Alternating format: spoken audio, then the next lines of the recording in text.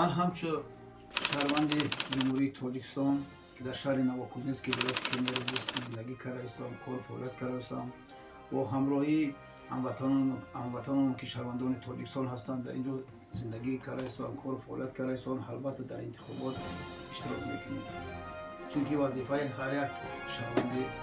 تاجیکستان است.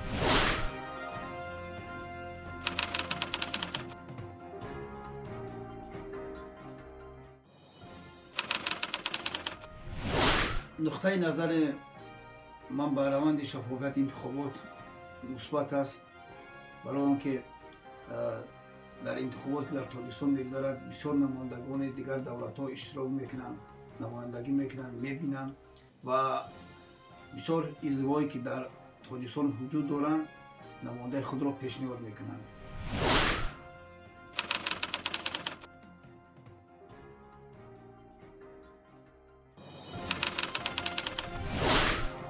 و انتخابات برای ما آزادی سخن، آزادی خلق رو میدهد، چون که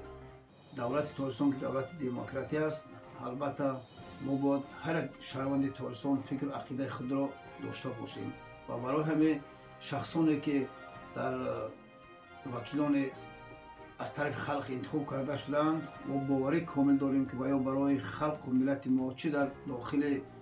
وطن عزیزمون و چه خلق و ملت ما که بیرون از مرز تاجیکستان حیات کرده زندگی کرده ایستادند و یا خدمت خودشان را باید که رسانند و ما باوری کامل داریم.